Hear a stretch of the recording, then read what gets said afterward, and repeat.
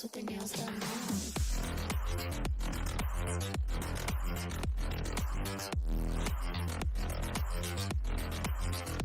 Girls with their nails done. I like the girls with their nails done.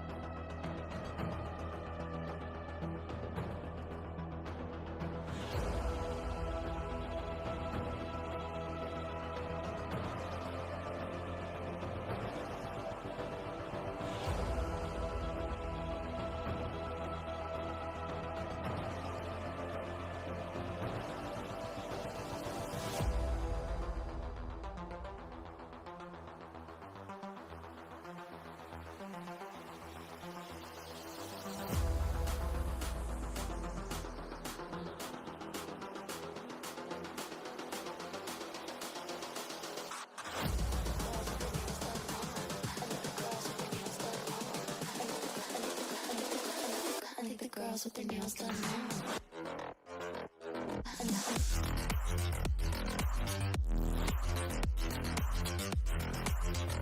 Girls with their nails done. I like the girls with their nails done.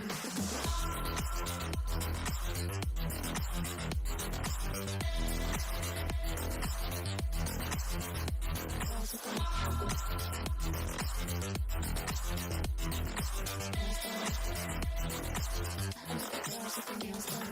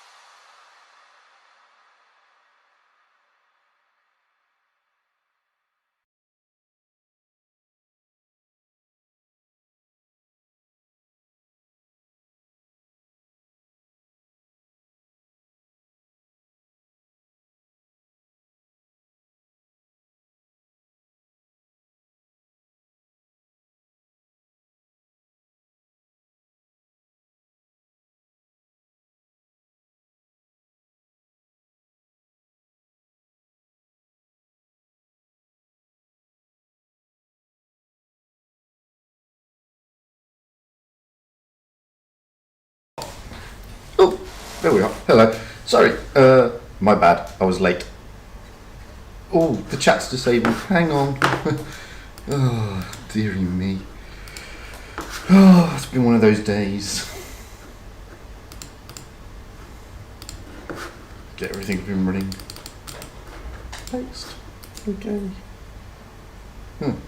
Hello chat room, where are you? Oh, there you go. Oh, anyway. Yeah, sorry the music ran out. I was doing our bass as well. So, Football Science, hello. Called Tanker, hello. The Shell Magnet, hello. Layla Zor, my second ever member, hello. Kerfuffles, hello. Dark, my third member, I think. Or fourth, or first, I can't remember now. Thank you very much, Dark. How are you? Lockney, how are you? Yusuf, hello. Spicy Win, hello. Damn it, Man 3. What a name. Love it. How are you doing, mate? Xenomore. Wow, I'm glad you like the hard bass. Nothing wrong with hard bass, I'm telling you. Who else we got? And Spiegel Electro, hello. And hello, Neil Bates. How are you all doing? Right, I've got Stubbo in here as well, so hello. We're up and running. Possibly, maybe. Hope everybody can hear. Yeah, there's a slight delay. Oh, so, what a week. We'll get to that in a bit. It's all been about the Asia games. Hello, SP33D Gunners. I hope that means Arsenal, as in Gunners. You never know. So, before we kick off, I hope everybody's okay. Hope you're having a good weekend. Let's have a look what's in the store, because there's lots of stuff. The T25, the T95 is still... In fact, everything's still there that was there last time. T95 is still there. The Soviet Sentinels are still there for money. The T95 is still there for the same cost as the SU-130 PM Scarface, which is a Tier 8 tank. You're cool. It's the same as a Scorpion G, really, just got slightly better turret. Well, you get a Tier 10 for the same price, 15,000 gold. Good man, I'm glad it means Arsenal. Then you got the Chimera Phantom for 10,000 gold. Now that is a good buy, to be fair. And if you want to drop down to Tier 7, you got the KB-13. It's actually not a bad tank, the KB-13. It's a very good tank. It's nice. Then you got the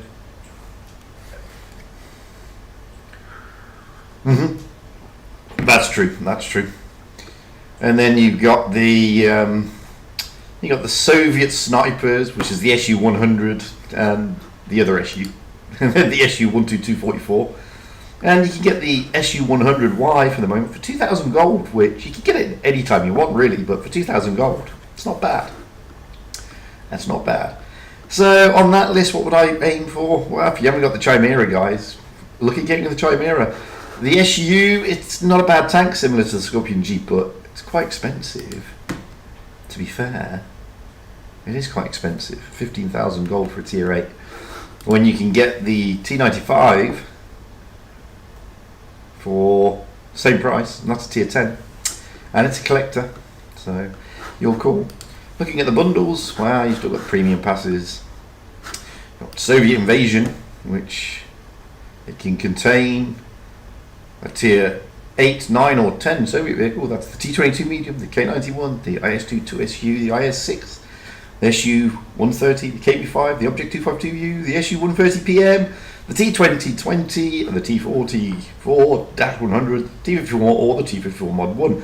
So it's $10 for one, so it's quite expensive. But you also get a shed load of gold. If you can potentially get a shed load of gold back as well. So again, oh yeah, you get 3. I get $5. It's $10, and you get 3 tanks. That's in the offer that you're giving. If you want 1, then it's only $5. So, but I forgot that's actually 3 tanks. It's 3 crates. Sorry. Oof.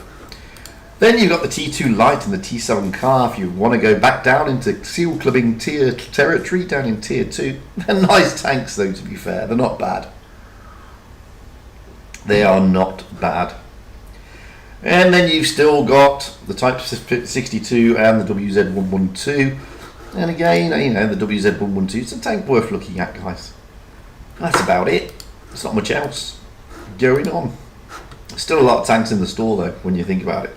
Not as much as a week ago, but there's still a lot of tanks in the store. So, wowzers. What can I say? all my days have gone completely out the window. I don't know what day I'm on, because the Asia Tour went on forever, and that's only the first part. That's only like tour number 1, and we've got a month of this, and it's just been going on and on and on because of technical issues. So I've got Jack in here as well, so he can shed some light on it. So basically what happened with the Asian Tour is the first round was delayed and ended up going out on the Tuesday. And then, delayed on the Tuesday and ended up going out on the Wednesday. And then things ended up going out on the Thursday. And then it got cancelled on the Thursday. That was the final. When some of the teams got to the semi-final. And then it got rescheduled again for yesterday. And thankfully it went ahead. But it's taken till Tuesday, basically, to get there. So it's taken almost 4 days to get number 1, round 1, out the way on Asia, which hasn't been great for the teams, to be honest with you. I mean, the teams it's been unfair. Maddox has just dropped in, and he's one of the teams that was affected. And on the Thursday, I was live streaming the tour, and Feast had XR, who they turned over very convincingly in the quarter-final to get to the semi-final, where they had HLV, who's a team that's been very good up to date, and beat Feast the day before in the final on the group stage, sort of group stage thing, and they turned them over again quite easily to have the tournament cancelled on Thursday and to have it rescheduled for the following day. So we scheduled it for the following day, and the camera has froze. I don't know what's happened there. Let's change the camera. I don't know what's happened there. Weird. I don't know why the camera did that, but it did. And now you can't see bugger all because the camera is working up top. Anyway, so basically it all just went a little bit weird. So Feast turned up. They had the same guys. They're playing against the same teams. So they went out against XR and lost the first game, which wasn't in the battle plan clearly, especially when Feast has beat them convincingly the day before. But Feast went on and managed to win, so that was okay. Then they had HLV, and again, it wasn't as easy as it was the day before. So, you have to feel for these teams. The camera's working again now. There you go. So, it's not been great, let's be fair, for these teams. You've got to feel for them. Not only that, you've got to consider, were they all available? Now, I'd heard from Maddox, and as I said, he's in the chat, that they may have struggled to get all 7 players for yesterday. Is that true, Maddox? You had only 6 at one stage. Had to, so one of our players had his own personal things to do that day. And I think there was another player that said he might not be able to come join as well. But both of them showed up in the end, so it's all good. But it's still pretty tight to have 4 days in a row. Absolutely. It wasn't the best. A very good thing is the server, technically, according to them, is finally FIXED, but I'm not sure if it's the case. But the thing is, in the last 2 days of the tournament, especially the second stages, I was playing on the move basically. So I was playing, especially the last day. I was playing on the bus on my way back. You said, I was traveling a bit, so right. I was traveling on a what do you call those? Interstate bus in Australia. Okay. Interstate. So I was traveling from Sydney to somewhere else. So taking a 3-hour bus drive, and I was playing Blitz just because there was the tournament right there. I won't be able. I wasn't planning to do it, but like since we don't have enough, I have to join in that way. So, Right. Wow, Ah. not the best. So I wasn't able to contribute in the voice chat to speak, but still like, it's I have to play It's on mobile data. Like you Yeah. can expect, I was getting like 170 ping around that, a bit Yeah. worse than what I usually get. But like we still pulled it through, so I wouldn't complain too much about it. But it's, I mean, it's just especially. annoying how wargaming does No, it. that's true. I mean, especially when you're on the interstate coach, and then you might be at one point without any data because Yeah, exactly.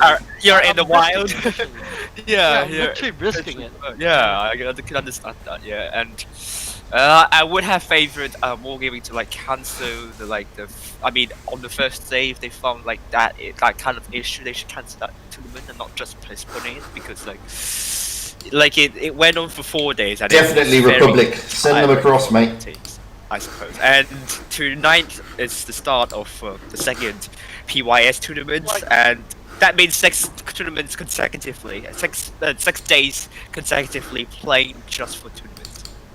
Like, it's I mean, playing for 6 days for tournaments is no big deal, but you have to remind the point here is, out of the 6 days, well, at least not these, well, at least out of the 4 days of the first tournament, Yeah, 2 of the days we're playing for nothing, because all Yeah. the results are avoided. that's true. Exactly. I mean, and that's where it's sort of it's a kick in the teeth, really. Yeah, that's And true. I could understand that. you know the thing that worried me is that you know the pro teams, the teams ready themselves to play on a particular time and a particular day, and they ready up for that. And everybody has real life stuff that happens as well. So you know, dragging it over a few more days just because of X, Y, and Z, Wargaming's issue, is slightly unfair because there's nothing to say that all those teams that made it through into that final round could have got their full complement, and that would have been vastly unfair, to be honest. When the first day when they realized that there was some issue, like I reset to wargaming, and like I literally tagged Rexy right away. I was like, Rexy, you might want to consider cancelling this tournament because you never know when you're fixing the issue, and just continuing like this, you just gonna basically drag it forever. Like, there's no point continuing until you fix it.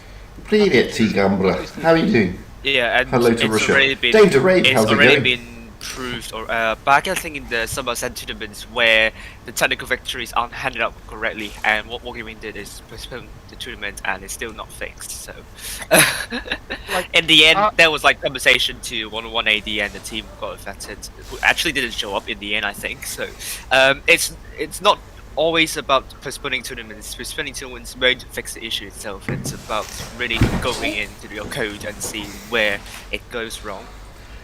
But it wasn't just Asia that was affected, is my understanding. We also had the same issue in EU, but not to the extent of Asia. Not the same. I would say. I don't think It's just a combination of a few issues. First, the first day, it was the combination of unable to log in plus account resets. Yeah. So the progress of any players who made that day, I think there's a lot of players that got reset progress for that day. Yeah. So they played, let's say, for example, they played a few games, they earned battle pass levels, all those got wiped for the day. Oof. Yeah. So, Oof, no, that's bad. so that's why they compensated with the chips today. Right. The 80 chips. Yeah. And the times 5 stuff in there. And then the second day, I think the second day went without issue. The third day came in. This time was the issue of I think it was one of the Flying clusters tanks. having one of the clusters have well, my guess would be overloaded because the players who reported to have been lagging in those clusters. Okay. And then that's why we reset it again. And the fourth day was with minor issue as well, with ID complaining a bit about also lagging.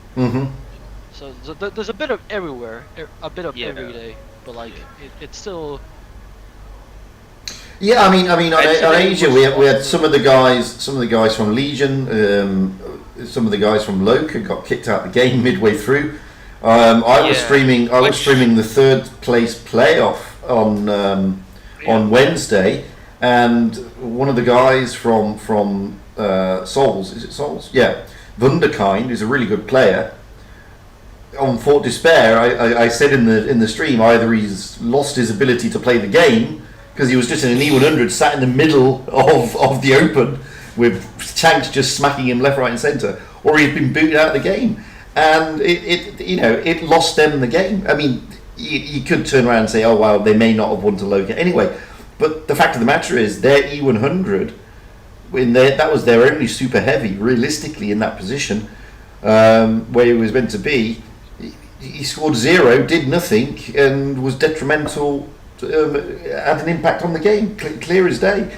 So you've got to feel sorry for that when it happens in tournaments. I mean, it's just not Same good. Except for any tank, if he was in any tank, the story would be the same because, like, every tank matters. That's No, absolutely.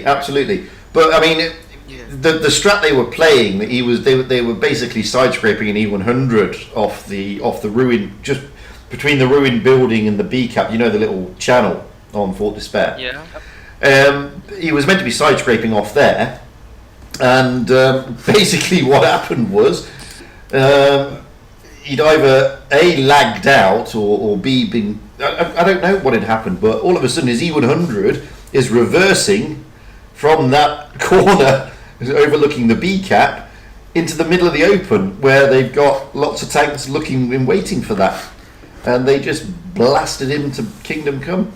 Didn't even get a shot in.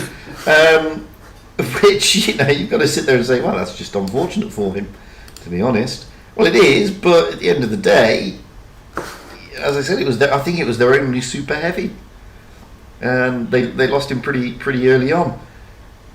And after that, the B cap was obviously almost uncontested. So, but you're right. I mean, losing any tank the same way is a loss. I get that, but in a third place playoff, you don't expect things, technical issues like that to get in the way. Now, if it was him, if he'd lost his internet because of him, where he was or whatever, like on a bus going through Australia. I think it was a crash truck that affected everybody all over the place. Yeah, Well, I think I mean- I think EU server had an isolated issue. I think it wasn't the same issue as Asia, and I kind of postulated that could be that could be a graphics issue instead of connection issue when we saw Yeah, crashes. it's more. Crashes instead of lags, and I would think that it could be some kind of the loading textures which have the Nah, which it could just be the engine that fucked itself up. yeah. Well, I but we- doubt it would be a connection issue. But we're getting this a lot with after updates, or when they put new content on, and obviously the new content they put on was the battle pass. So Yeah. we seem to be plagued with, every time an update comes out or these new contents like Uprising and Battle Pass are the latest content that's come out, the servers seem to just be overloaded, and I think Maddox, you put a note onto Rolling's Discord where the Wargaming had said that they had an overload issue basically. I don't know how true that is. I mean, I've not heard anything about the technical issues myself, but it seems that and one of the servers in Asia had gone down, so they had to use one of the other servers, which overloaded that server. So, but this begs the question. I mean, it's a server-based game. At the end of the day, your infrastructure for the entire game is based on servers. So Yeah. you've got to have decent servers, realistically.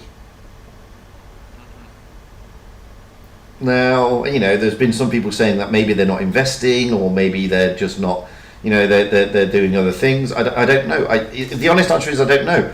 But on the grounds that their game is a server-based game, having decent servers is critical and crucial, I would have thought.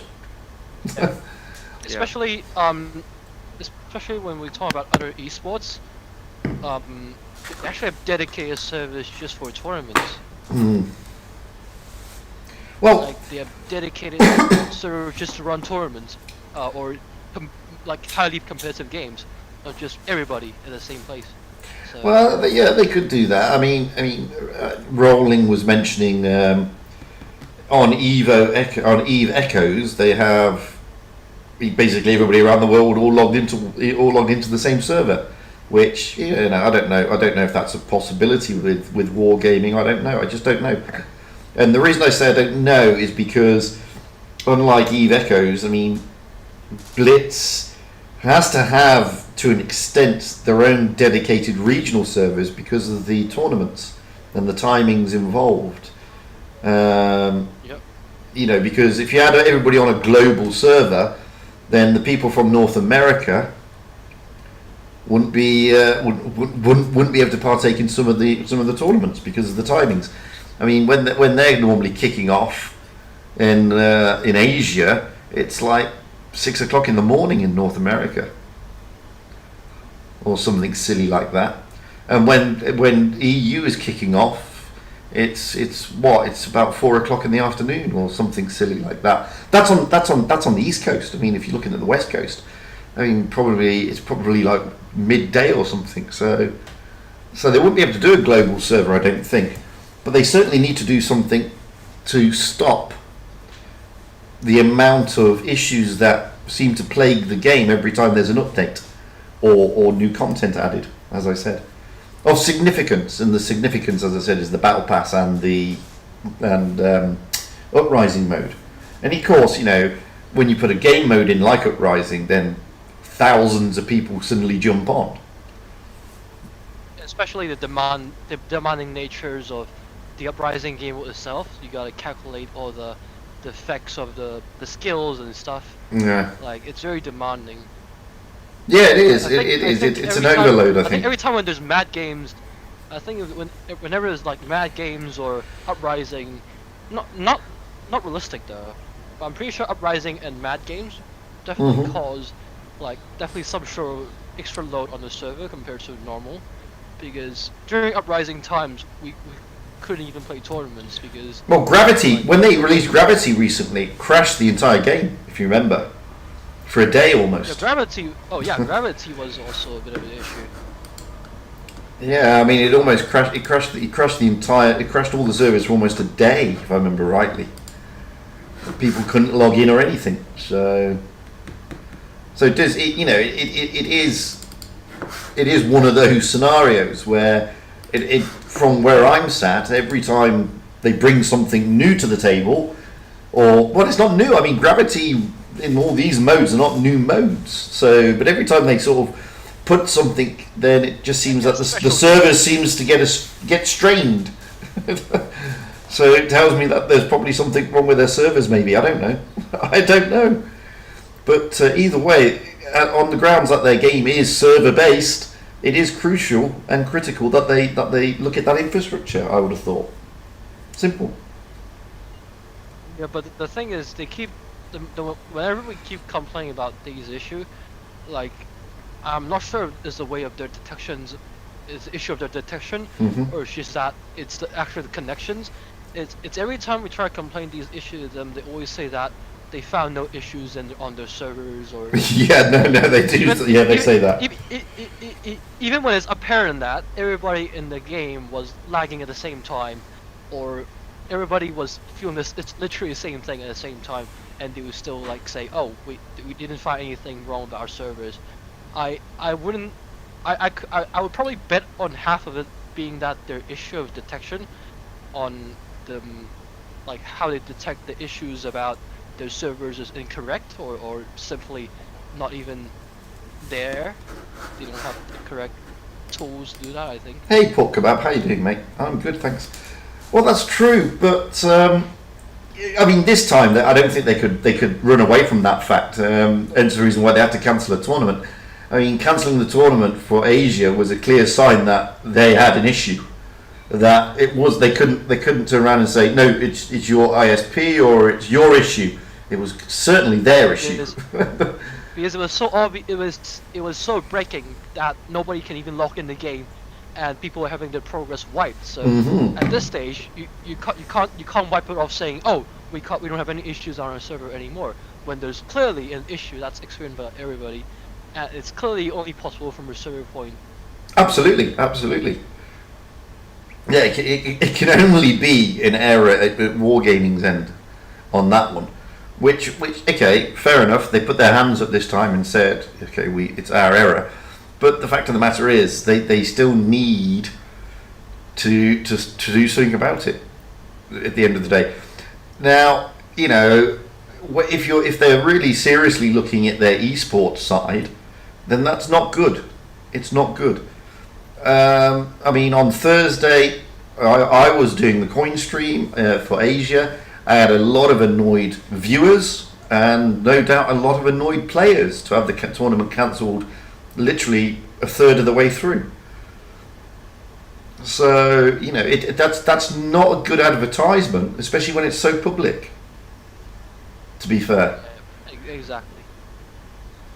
It's literally the qualification for a big season that they literally put so much announcement out, and then first day you got this issue where you just can't, even, you can't even log in, and you have your progress wiped, and then the tournament got cancelled, games crashing, the world's falling apart.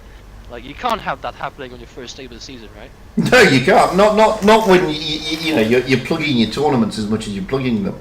It's not good. And you even plug in the battle pass as well. So absolutely, everything on the same day and everything going wrong at the same day.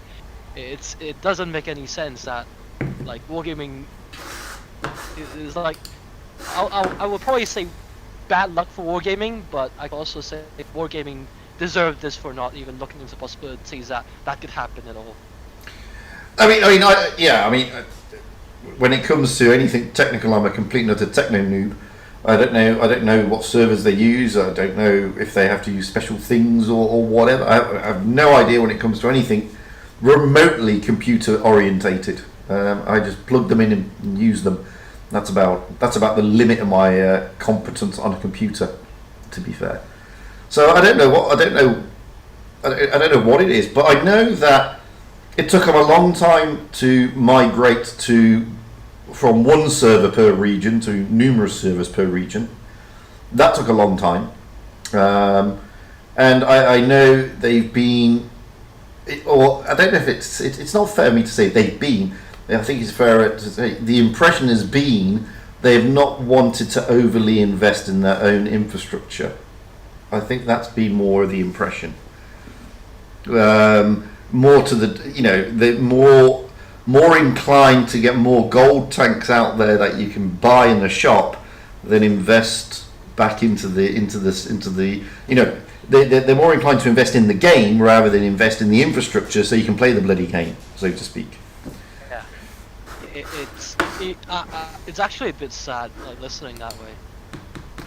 Like, yeah, it is, and it does worry me, and I don't know if it's true or not. Like I said, I may be being completely unfair on Wargaming here. I mean, I don't know how many servers they've got. I don't know how much they invest in them. I have no idea. I mean, they're clearly not their servers. They're clearly hosted servers because they're all over the bloody world. So I don't know if it's they've got the wrong hosts or whatever, or the wrong hubs. I just don't know, is the honest answer. And as I said, I'm a complete techno noob anyway. So even if you were to tell me they had, like, I don't know, we've got, a TX 1000, it means nothing to me. I have no idea what it is. So, but it does seem that, as I said, every update, there's always these teething problems, and they're not getting better, and they're being more compounded, as we've seen this week.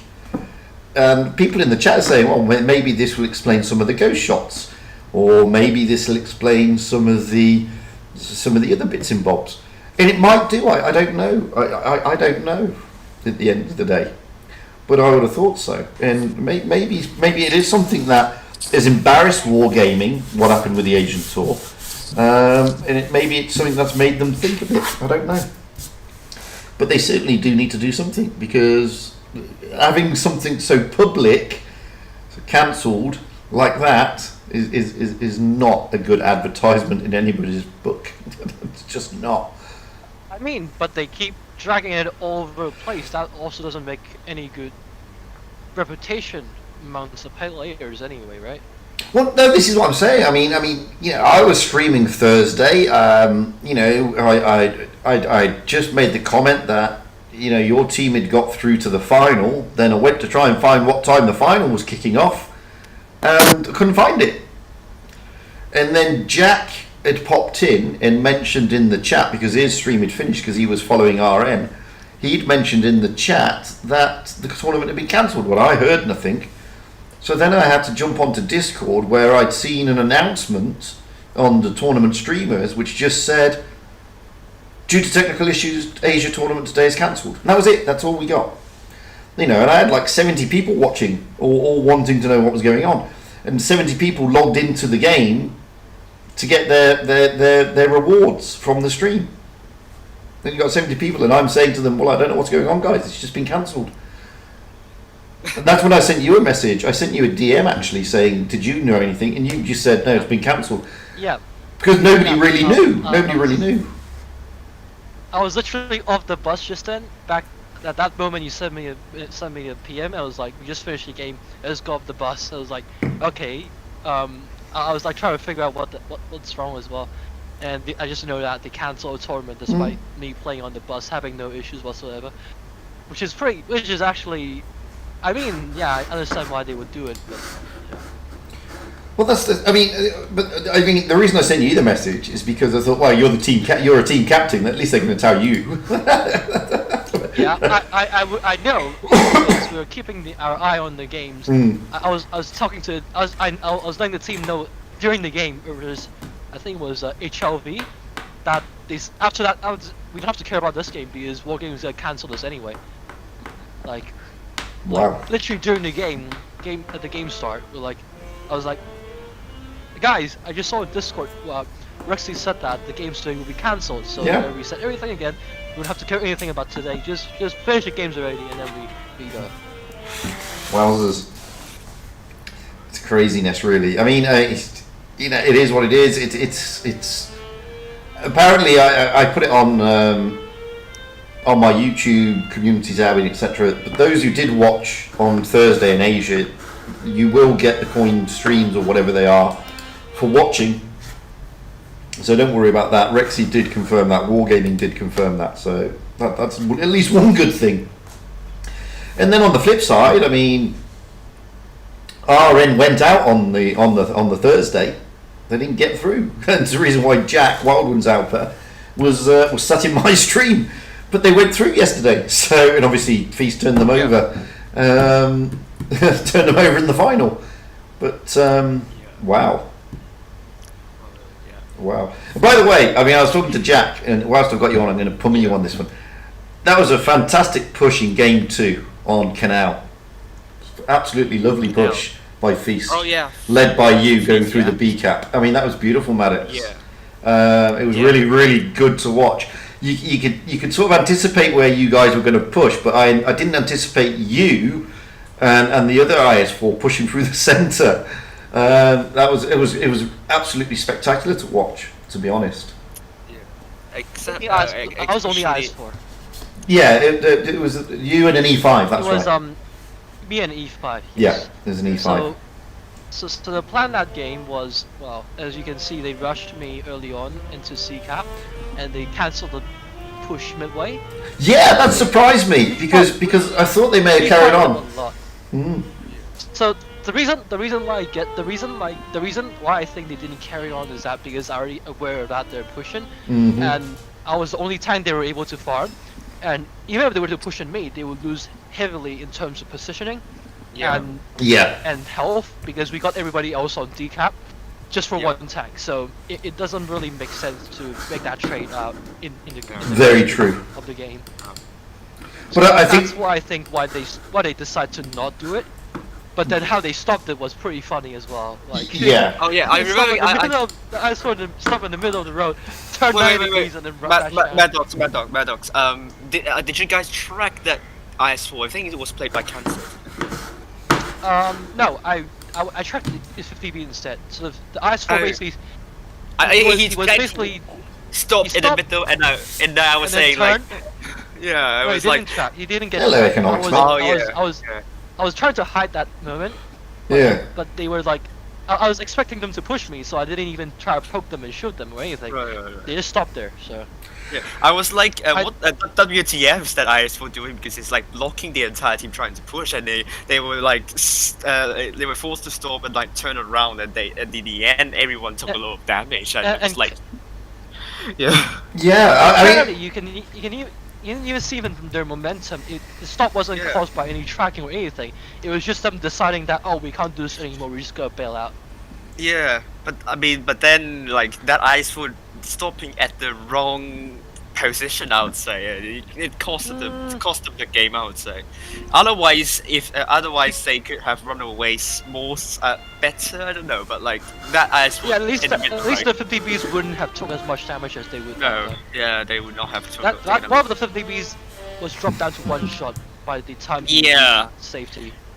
Yeah, and then you guys have like over 2k advantage, and I was saying on the stream that you just need a good rotation, and that's it. You will win, even though if you have cap disadvantage, because especially when this is the feast team you're facing. Like they aren't going to be the teams of, let's say, is it CHATS? I remember CHATS like going to be at the start, but you guys would not do like something like that. Then you guys would be like pushing at the same time, maybe capping B at a later time and just do a sneaky cap there. It was like something like that. So yeah. So after we lost the cap advantage, we knew that we were on a very strong health HP advantage. So what we decided is that you just do a decisive push, and that's basically it. So obviously, as IS4, I need to lead the charge and be the first point of distraction.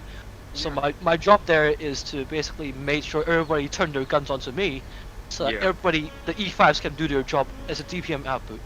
Yeah, that's good. Yeah. And my job includes to not bleed too early from A cap as well. So you can see me while I was driving into the B cap.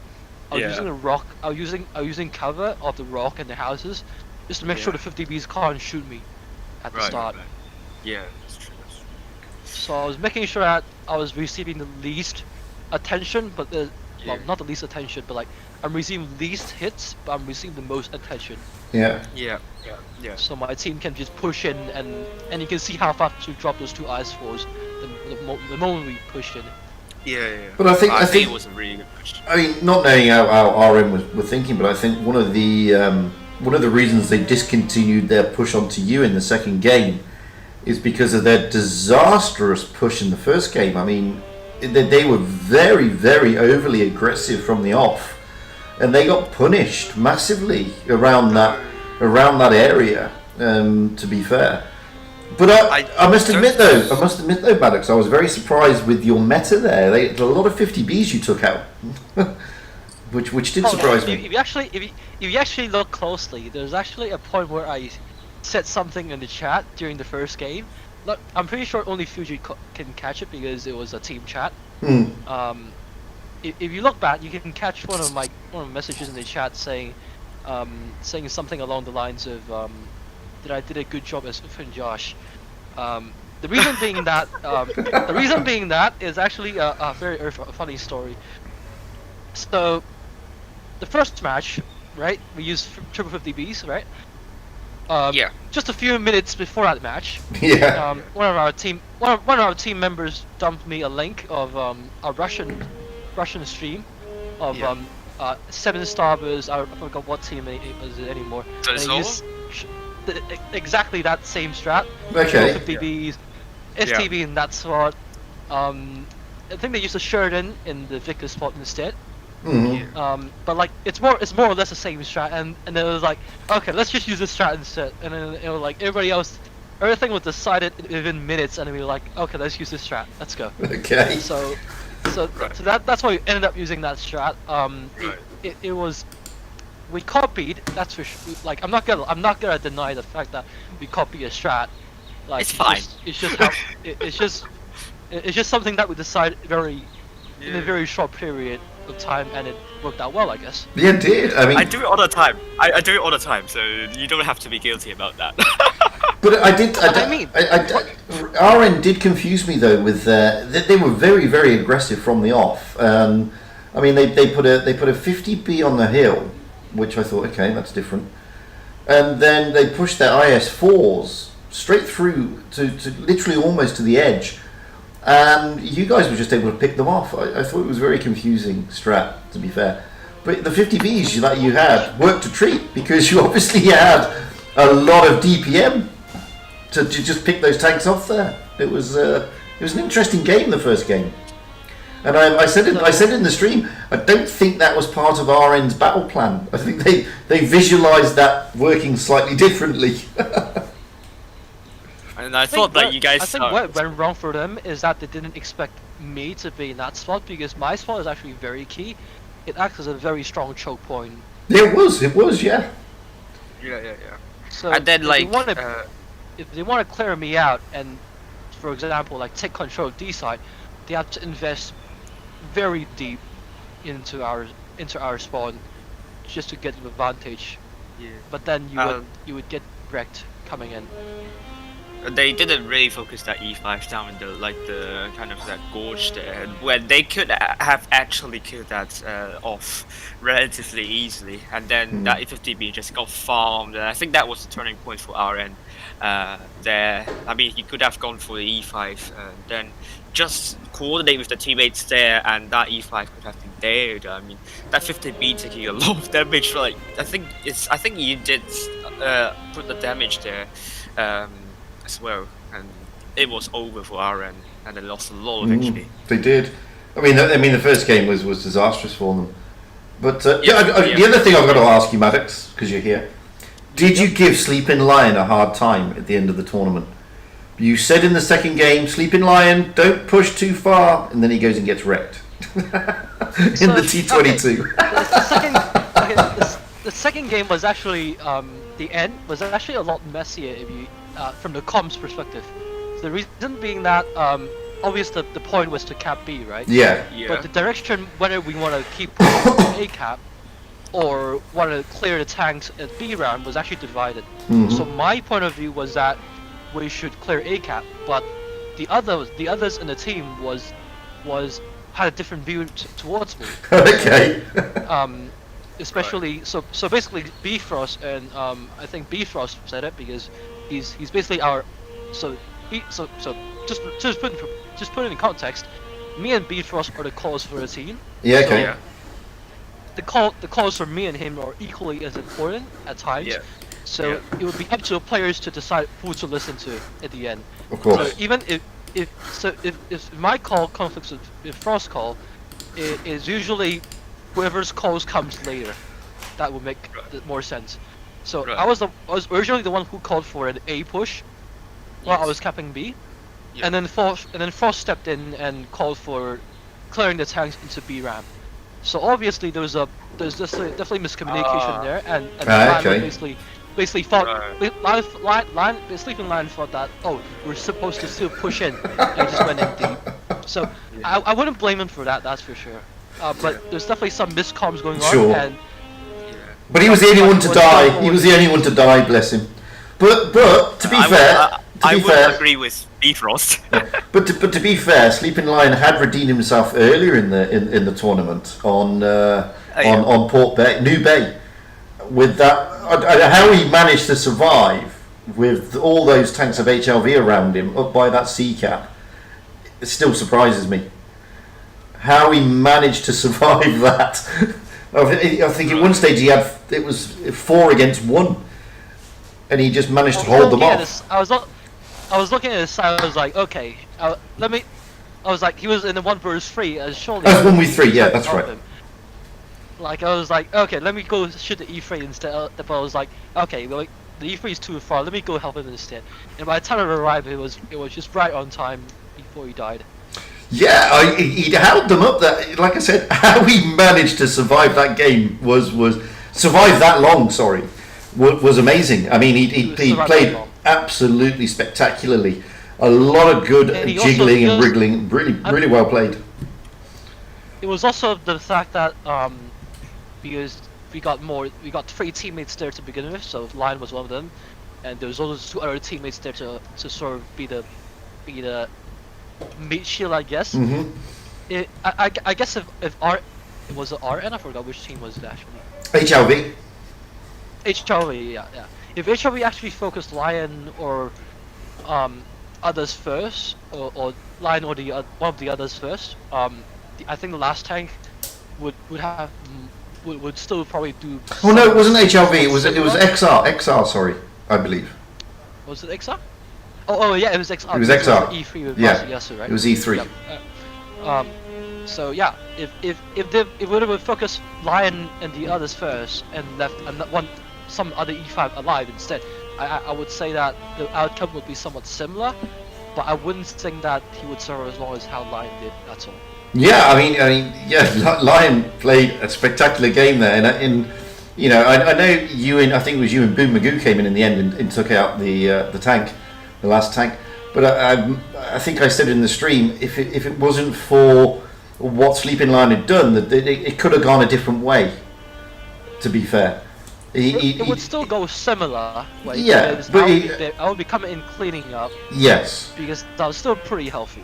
You were very healthy. You were very healthy, but he had managed to whittle some of their HP around, which was it was just amazing to watch. To be honest with you, I mean, I thought he was a dead duck when I can't remember who was with him went down. I think was it Bifrost. I can't remember now, but somebody was with him and went down and it left him with 3 tanks on his own. I thought, oh well, he's already. It was 6 in I think it was 6 in Yukina.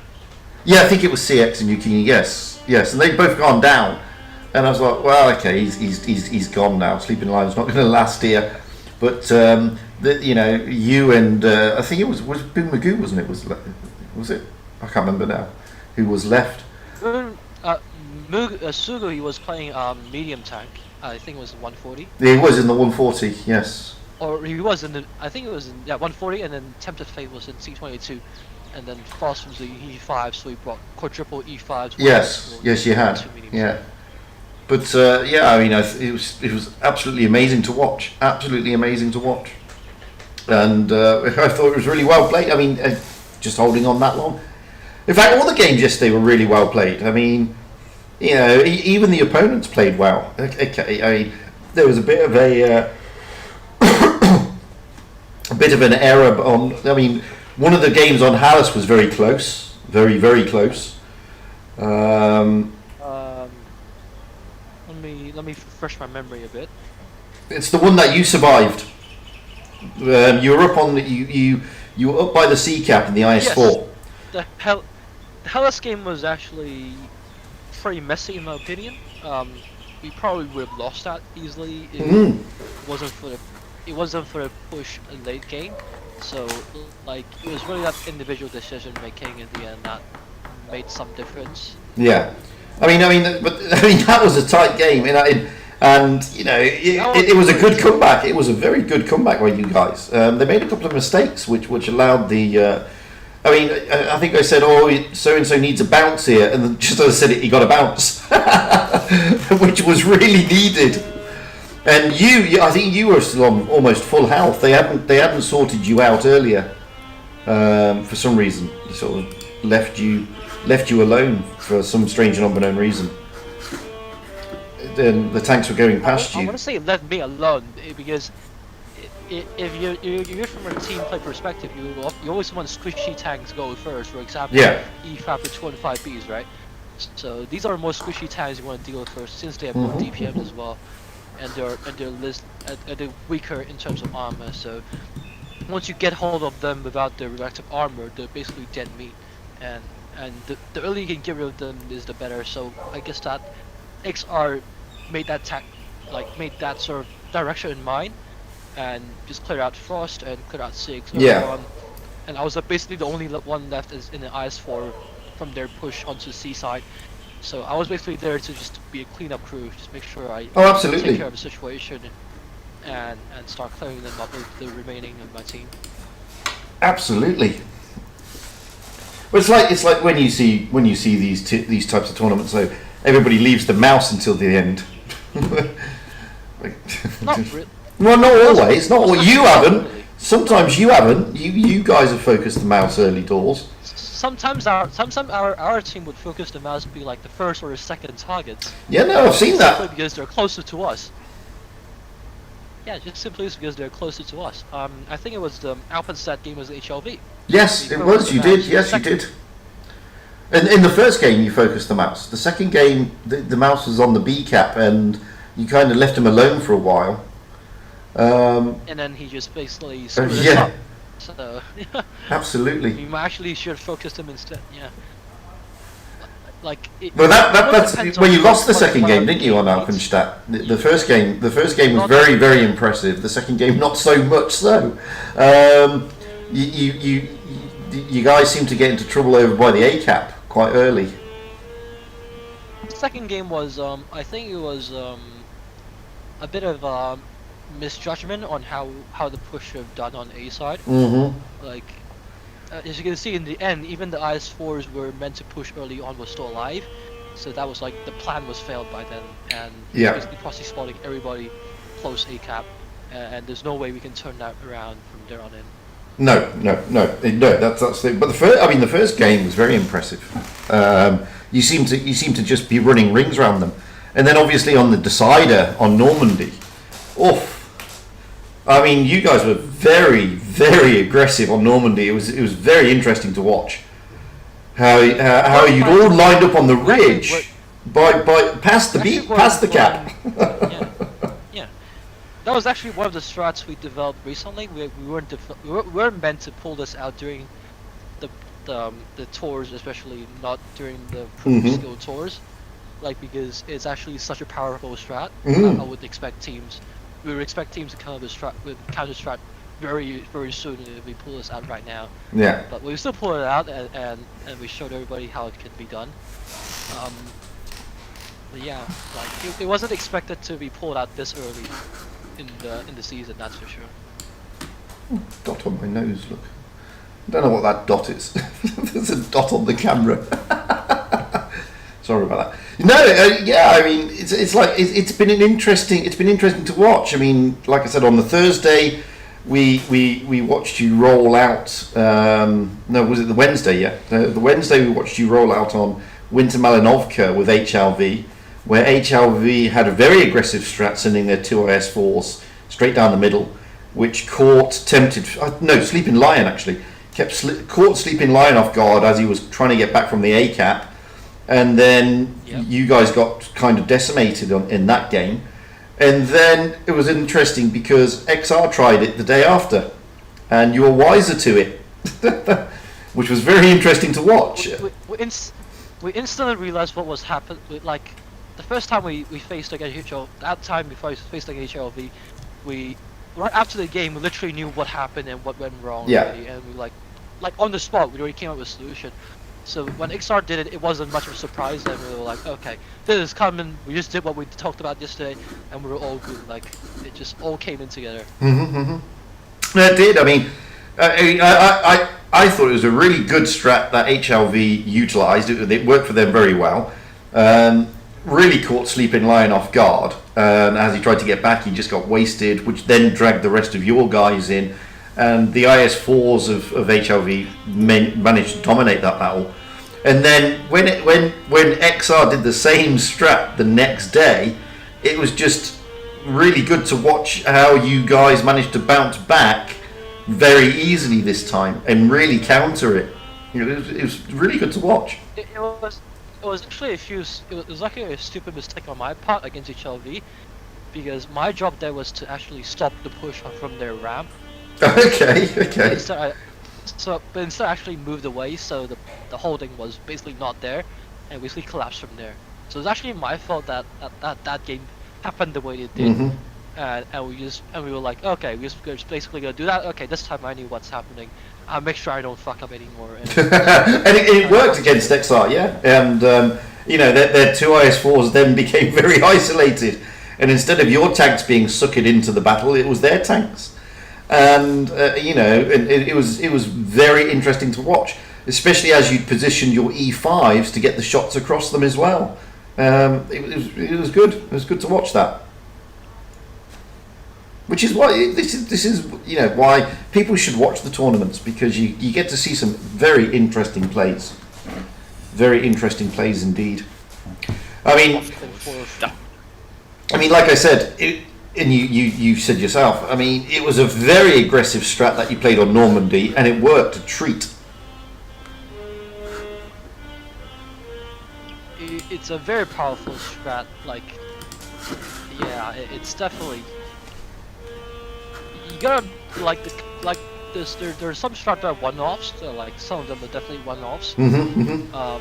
So these are strat that basically we can only use once against the same opponent, or you only once during a stream or anything, like, because it will basically be exposed by then, and teams will basically keep their eye on the strat and make counters for it.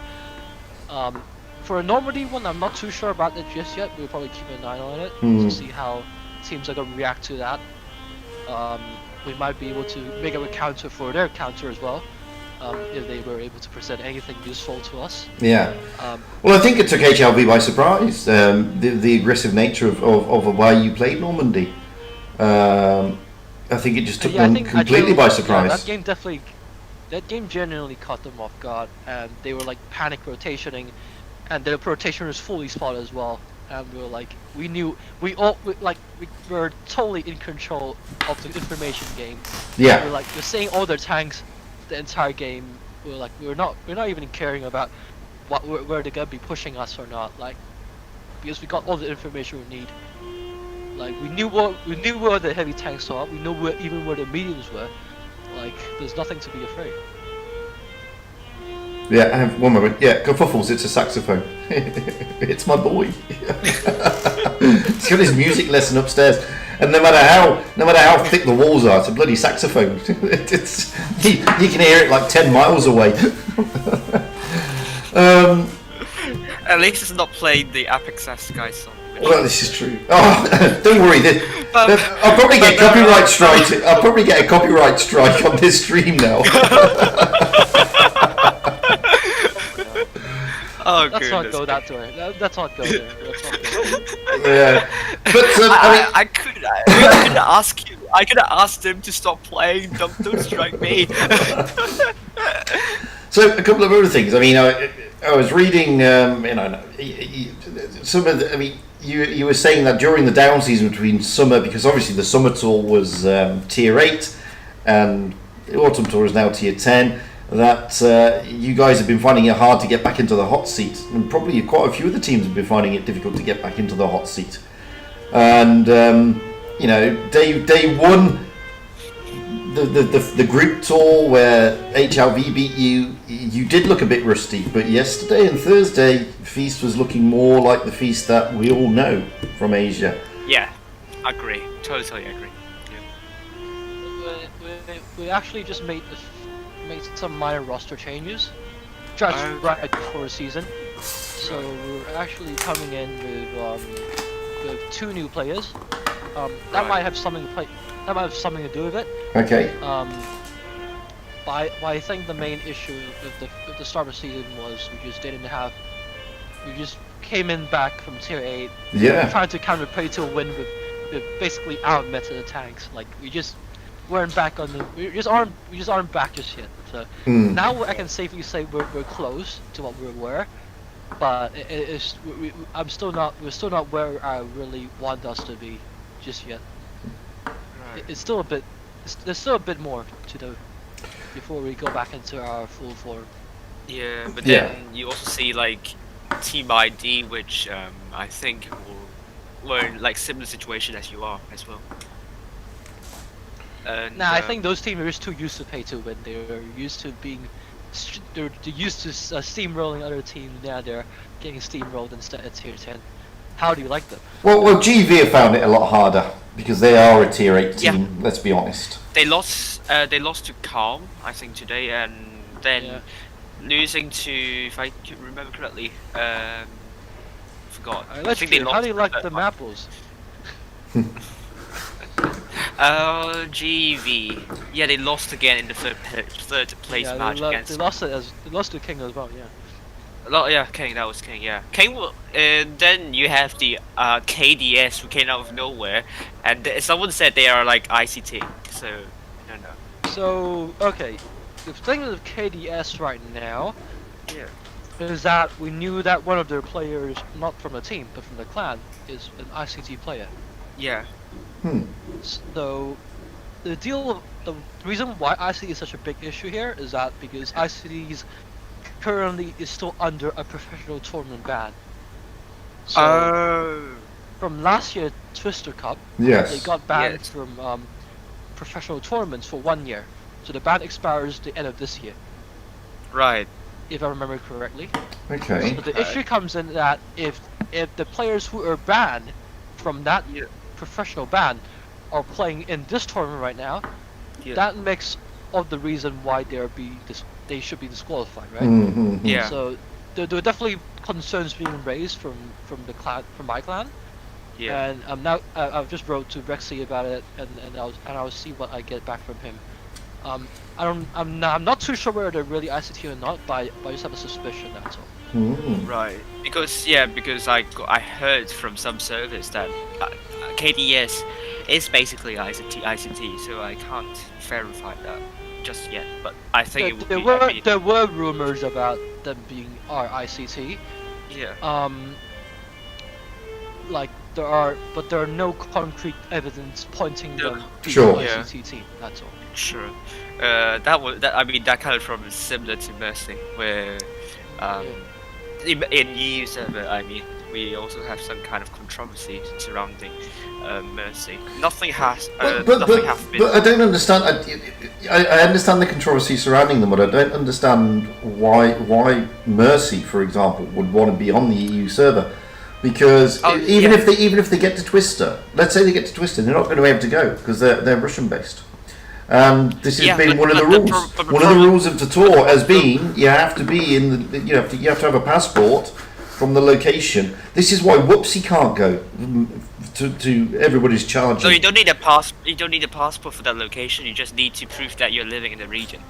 Or something like that. I can't remember what it is. So the issue. Because don't forget, we had an issue with China and Hong Kong. Yeah, Yeah, I know. That Yeah, I was know. so the issue there was, obviously if you're playing on Asia server, you have to be currently living. It Yeah. doesn't have to be your nationality has to be in Yeah. Asia, but you Yeah. currently have to be living in Asia Yes. to be playing Yeah. the Asia Twister Cup. So Yeah. the old rule is that you can't even have any of the players that's coming from outside Asia. So Yeah. let's say if you're Asia server teams, you can't have any of the players that's coming from, let's say, EU, where they might actually be closer towards Asia, have better paying in Asia, but they have to play on EU instead. Or Correct. something like that. Just an example, but like that's definitely the case for Whoopsie. It is, yes. So he was playing on EU, but he's living in Russia, and he Right. definitely and from what I can tell, he definitely likes EU a lot more. Yeah. So that basically stopped the rule that there basically stopped him from playing on EU servers because he's currently residing on RU server grounds. Yeah. So Well, this is the thing with Mercy because most of their players are residing in RU. So you know So, yeah. they can do fantastically well in an EU tour, but they're not going to go to the Twister if they're all based in the RU server zone. Well, Simple. yeah, but then the problem is that they will knock out clans which are contesting for top 8, and they Which is a are very number good. one. That's a very good point, which is what I was about to get to. Because if they can't get to Twister, then there's no reason for them being in EU. To be honest with you. Yeah. Although I mean they can't even they won't be able to participate in the Blitzcup preliminaries anyway, and that position will hand to the 9th placing team. However, during the course of the previous skill tournaments, you're probably going to beat the clans which are contesting in the for the top 8 spot. And if they finish like not on the 9th position, maybe 10th, 11th, and if those clans face Mercy very often, I do think it's unfair for them. And besides that, if I could recall, Mercy is seeded number 1, I think will be amongst all the tournaments they're going to participate in. So that means the seeding could have Well, changed a lot. they're not seeded number 1 in EU, surely. No, they're seeded number 1 in EU. I checked that. Really? I thought Legion was seeded number 1. No, not Legion. Is Mercy number 1 according to the win rate seeding. Ah, the win rate. Yeah. Of course. Yeah. Of course, because there'd be yeah. Because there'll all be 75% plus players. Yes. They have an 80. They have an 80. The Object 3 really buffs their win rate. Yeah, that's true. But Mercy seeded number 1, and that could change everything. However, that means Win would have better seeding for this season. But the thing is, I might be being unfair. I mean, you know, there's nothing wrong with Mercy, as in, you know, an RU team being on the EU server if their players are based in the EU. There's nothing wrong with that. I mean, but if their players are all based in the RU, then obviously there is something wrong with that, because there's the exact issues there in Asia. There, you know, ICT in 2019 were banned from the professional. Yeah. I mean, Maddox has just spoken about that. Yeah. They have come back. Yes, they have. Well, to an extent, we don't know if they have. There's a suspicion that they have. No. They have ICT battle tournaments. There's no concrete evidence saying that those 7 players, I forgot, it was 9 or 10. Those players in that exact team was the exact same players as the ICT team that got banned. I know it because one of them actually was in sitting in my clan for like a while, and he told I'm from ICT, but he told me on Discord and stuff like that. And I know it because he told me on Discord that I'm from ICT. But okay, you have the evidence, you can report that to Rexy. I've done that already. I've reported my suspicion to Rexy, but not sure if he's gonna take it or not. So I'm just gonna sit there and wait for Rexy's gonna. I'm just gonna sit and wait. Let's see what's gonna happen. So if you feel like there's anything wrong, just report it to Rexy. He's gonna deal with it. Yeah, absolutely. And if it's going to be a case, if he's going to respawn timely, which I don't think he's going to do so because today is Saturday, if he's able to respawn timely, then maybe, let's see who, KDS, it was going to be CHATS, which will be replacing KDS for tomorrow's games. But it doesn't. To be fair, at this stage of the Ascent Tour, it doesn't really have a massive impact. Not massive. It has an impact, but not massive. No, it does. Because CHATS have got 0 cups. They have they got 0 cups. They have. Really? No, it wasn't. No. They got less cups, but they didn't get 0. They just Correct. They lost the second day cups, that's for sure. But they probably lost a bit from the first day as well by getting beaten by KDS. I would say I wouldn't say that would be biggest impact, but that could possibly be a difference between on top 8 and not being on top 8. True. But we are early doors now. I mean, if you go back to the spring season in EU, when Raid didn't manage to get through to the ticketed games on the Sunday, that had a massive impact on Raid. Massive, because they only had a 2,000 cup advantage over I think it was Win. It was either Win or W1B. I can't remember who it was now. Win or, I think it was Win or Winter War. No, it was Winter War. It was Winter War. They had a 2,000 cup advantage over Winter War. No, Winter War was not Winter War. It was lost to Winter War, but they lost to Winter War, but they didn't have. Lost to Winter It was some other clan they had. I think it was Ericsson. I can't remember. Ericsson on 9th. Yeah. What I do know is that they there was only like 2,000 cups in it. We've just seen this. Sorry, there was only 2,000 cups in it, and Raid were in danger of being in the top 16 because of that. Because it was almost the end of the Ascent. Basically, what then happened was obviously Raid had to bring new players in who had tickets, so they could go to the ticket. Now, towards the end of the tournaments, then yeah, it does become vital, the amount of cups that you get. The early parts of the tour, I wouldn't say it's so dramatic. It still has an effect and an impact, yes. But not as much as towards the end of the tour, when you're really jostling for those places. Because Not really. the reason I say that is because if I think it would be the same. Yeah. well, the reason I'm saying this is because let's say the Wargaming find out that these guys are from a banned clan, then they'll drop the clan, and that clan will lose all their cups, and that clan will cease to exist on the tour. So that's why it's not such a big deal at this early stage. However, if it continues up to the middle stages of the tournament, then it does become an issue. Because obviously, because at the moment, let's say they've got 8,000 cups, and Cats have only got 3,000 cups. Okay, and Cats are, let's say Cats are 8th, and this team is 3rd. Let's just say, for example's sake, and Wargaming find out they are actually the banned team. They're therefore kicked out of the tournament. All the 8,000 cups go, and Cats suddenly become 7th place. So it's that's what happened. Low got in last. Low was never Yeah, meant to be actually exactly. 2019. Hello, Meadsy. How you doing, mate? Exactly. I mean, this. I mean, we're only at tour 1 of effectively the Ascent tour, so I don't think it's going to have a massive impact. If you talk about this season, then yes, not being able to get into second day won't be the biggest impact early stage. But if you talk about if you're going back to last season or even the season before, It's different, of course, yes. Not being able to make the second day, even in early stages of the Ascent would make such a big difference. Yeah. No, true. Can't bring it back. And are they actually really strong? Because it surprises me that they're beating they're beating one of the I think they're just being overlooked. That's all. Well, they're not. Well, you say they're being really strong. I mean, are they really? I mean, it's the early part of the tour. I mean, are they being stronger, or were Cats being weak? No. I think they just got an easy group.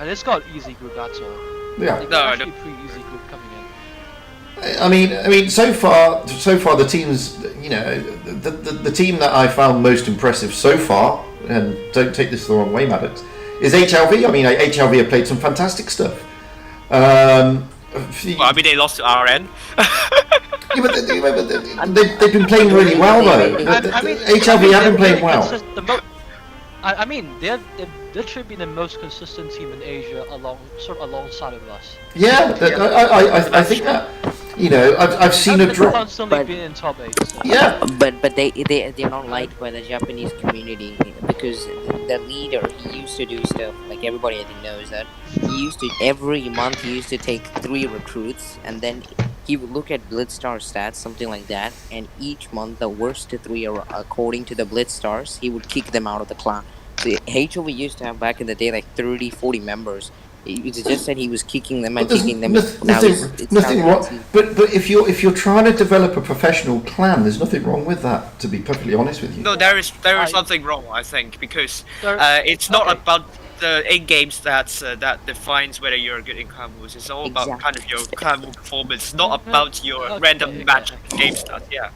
So I'm totally against. No, I understand people have views on that, but if it is clan at the end of the day. And if his recruitment and you keep your place in the clan based on your stats, on your 30-day stats, then that's his call. And no doubt,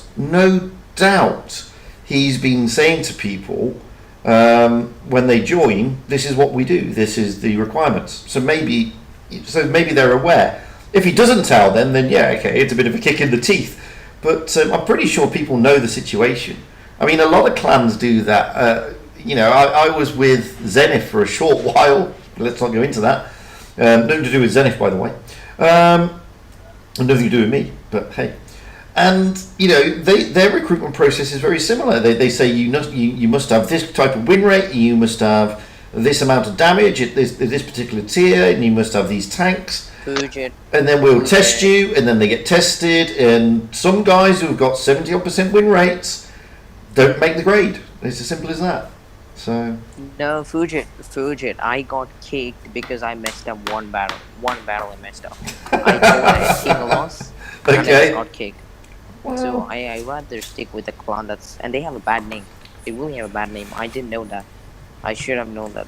I mean, I have to be honest here. I went to a lot of servers, like Legion server. They're all trash talking Zenith. Every clan, like I have so many screenshots of them talking trash about Zenith because now I understand that Zenith actually trash talks other clans. As far as what I saw, that's why I moved to TT because TT are fine guys. Like they're decent. well, I'm They're also clanless. nice guys. so there's no point having to dig at me. I am clanless. Fugit, I can't sleep. If Why? I don't have a clan, I can't sleep. Why? I mean, don't get me wrong. Don't get me wrong. It's nice being in a clan. It's great. I mean, but I'm on a lot of servers, a lot of Discord servers all over the place, clan servers, and Vale, Legion, blah blah blah. So I can still banter with people. I can tune up with a lot of people whenever I need to. The only thing that I'm missing out on at the moment is tournaments. So Yeah, I'm a tournament player. I love tournaments. I mean, don't get me wrong. I love playing tournaments. I absolutely adore playing tournaments. But the thing is, this month is a busy month for me because obviously you've got the Ascent tours, and I won't be playing in those. I'm streaming Asia and EU, so I don't have time to play any tours anyway, realistically, at this moment in time. So it makes no never minds to me at this particular moment in time to be clanless. And I've said I'm going to stay clanless because there was a lot of drama that sort of forced my hand in leaving Zenith, which had nothing to do with the game. To be perfectly honest with you, I wasn't booted. I left them. I left them because there was drama being caused by outside parties, and I've said that I'm not going to join another clan this month until the end of the tour. The reason being is because between you, me, and the fence post, the drama is still persisting, albeit it's tailing off, but it is still there. Yeah, I know. And I don't want the drama to go to the whatever clan I happen to end up with next, because to a certain extent, these things follow you around like a bad smell. And I don't want that. It's not fair on whichever clan I go to next to be embroiled in sort of drama like this. It's not their fault. Or I would say you could actually go to the bigger clans, and there are things they are well said to be known, and whatever they say is usually believed by 90% of the people or the players in this entire game. So if you go to the top clans and if they make an announcement, something like Fugit is not right or he's not wrong, it was just imposed on him. It's just an accusation, and in a way you can actually free away from most of the drama. As far as what I think, it's just my opinion. The top clans do give you your voice can be heard if you go to the top clans. That's my opinion, just opinion, okay? No, I understand what you're saying. I understand what you're saying. But at the end of the day, I mean, I'm quite at the moment. I've got a busy schedule with all the streams. I'm quite happy with that. I'm speaking to a lot of people, a lot of good people out there who are more than happy to extend invites to me for their clans. I'm not going to say what clans they are. There's some good clans. There's some really good people out there. And as I said, at the moment, the drama will disappear by the end of this tour. It won't be there anymore, and everything's over and done with. And it's been a shitty period of time. I'll be honest with you, for numerous reasons. And what griped me the most was the fact that it was completely not game related. And I understand certain people's sentiments and feelings, don't get me wrong, I understand that, but I run a small YouTube channel related to a game of tanks. I don't run a political channel, I don't run one of those type of channels. I run basically a little channel on Blitz. Now, if it was game related, I'd understand the issue. I'd understand all of that. If it was something I'd done in game or something that somebody in my clan had done in game, I'd understand that. But for something that happened completely outside of my control, it's bullshit. I'm sorry, it's bullshit, guys. And I understand that people can get annoyed. I understand that people have views on these things, but take it up with the people who say the things and do the things. Don't take it up with the people who just happen to be nearby. That's not fair. But anyway, the drama's over, as far as I'm concerned. Anyway, I've moved on. It's over. It's done. I don't give a shit anymore. I've moved. I still keep in contact with with individuals. I'm still streaming. I've taken a bit of time out of the game because I'll be honest with you, it disappointed me. If the truth must be known, I was slightly disappointed with the reaction. Right. What disappointed me the most wasn't the fact that I was being sort of attacked. I get that part. It was being told that I was going to be reported to wargaming, and they were gonna remove my YT channel. They were going to report me to all these sort of people. That's what upset me more than anything, and that's why I actually left the clan. Okay, so I left the clan for my own personal selfish reasons, because I enjoy making these videos. I don't make these videos for a political game. I enjoy making videos because it's my hobby. Simple as that. And when somebody is saying that they're going to try and take I don't do it for a living, guys. It's not my income. When people are saying that they're going to do things to sort of hurt you, it gets a bit much when it's just a pixelated fucking game, you know? And that disappointed me more than anything, because generally the Blitz community is actually quite a nice community. They're full of lovely people. I mean, Meads is in the chat at the moment, and Meadsy did a video yesterday where he said thank you, and he said the same thing. You know, Blitz community there are generally really great people in the community, lovely people who would do anything for you. Realistically, they bend over and they help, and there's some great people out there. And Meadsy mentioned in his video Fizzy. I mean, Fizz is a star. Fizzy goes around helping everybody with Discord servers for nothing. He does it because he's a generally nice guy. And I promised Fizzy I would get him a microphone and a headset, and I finally gave it to him the other day, but it got a while. And there are people like that. There are so many beautiful people in our community, and it really it hurt me, to be honest with you. I was generally quite upset and quite hurt by it. So I took time out from the game. Then I have taken time out from the game, mainly because I just don't want to be what can I say? I don't want to be a vindictive, guys sit there going, I'm pissed off with everybody. You don't want to be that sort of person. You play the game for fun. You play the game to jump in and meet up with your mates and go out and blow shit up. That's it. Yeah, true. So yeah, I took time out because of that.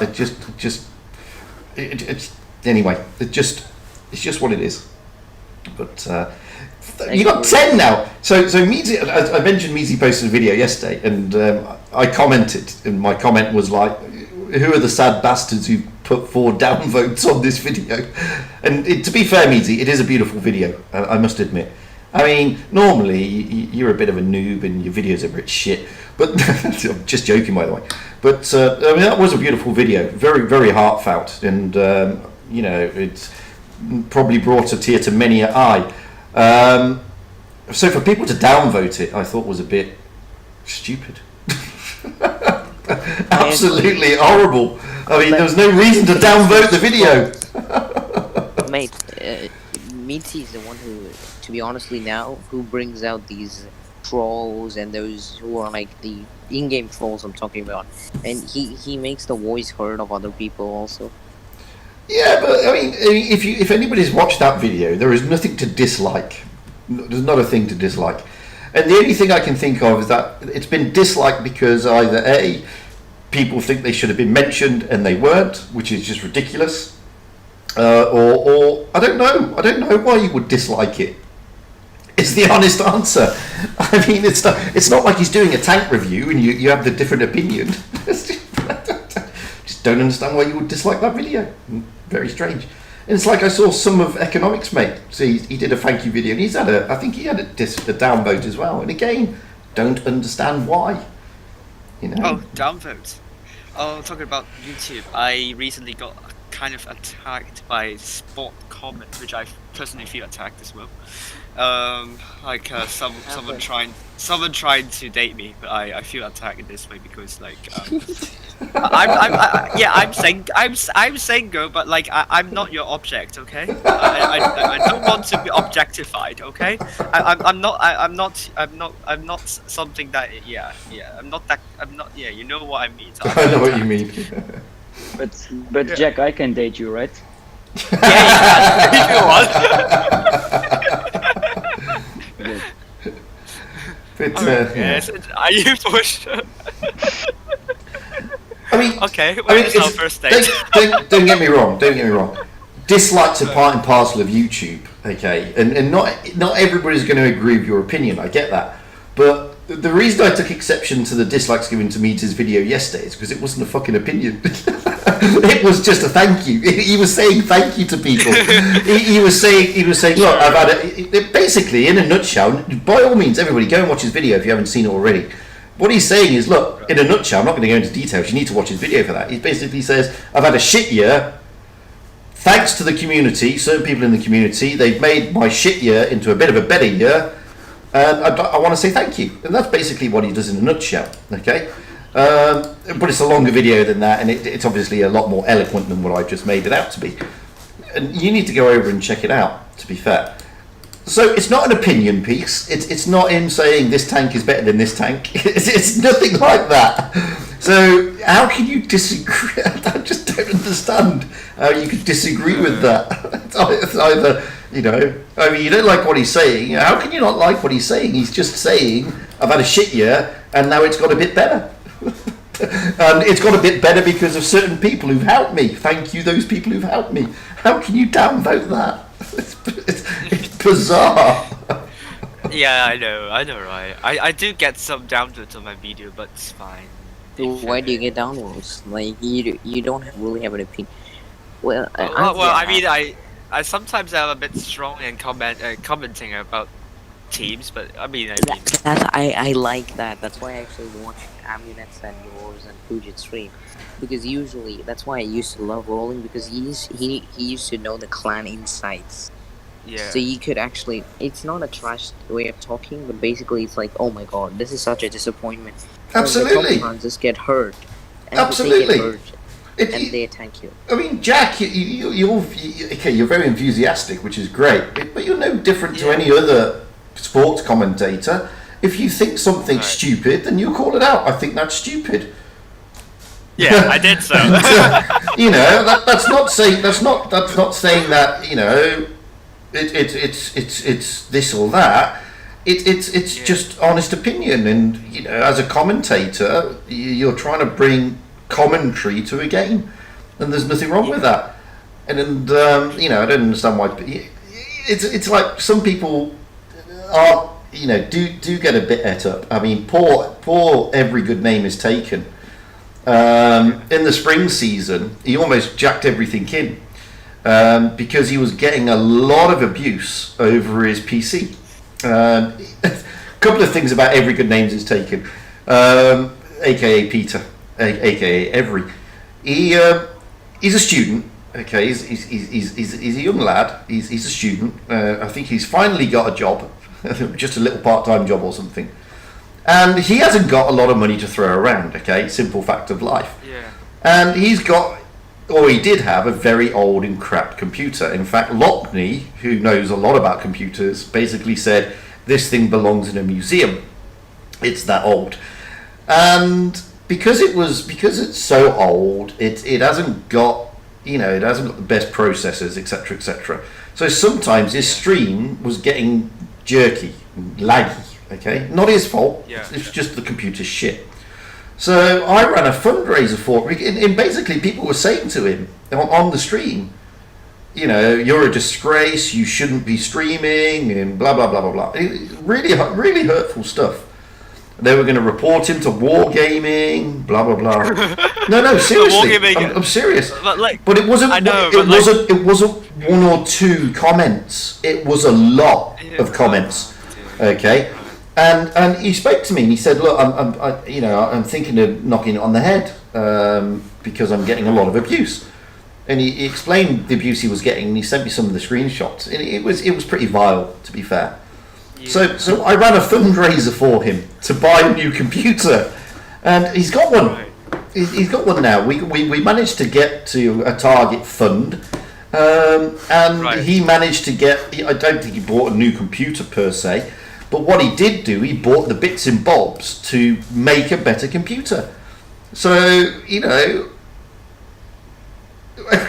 because of nastiness, he almost left, and that was a horrible thing. Because at the end of the day, he's a good streamer. He's a very good streamer, and he's a very good tournament streamer. And I'm glad we managed to help him out in getting a better computer setup. And I'm just hopeful that he'll go on and stream a lot more. And hopefully the haters have now, got fuck all to say about his stuff, because it's a lot better now. It's just crazy. It's just crazy. And it's sad when that happens, because a lot of the time when it comes to, you get it as well, Jack. You mentioned it a minute ago. When it comes to streaming, people don't realise that you're giving up your time. You're not getting anything for it, and you're giving up your time to bring entertainment to people, basically, as a streamer. Yeah. It's not like doing a video. So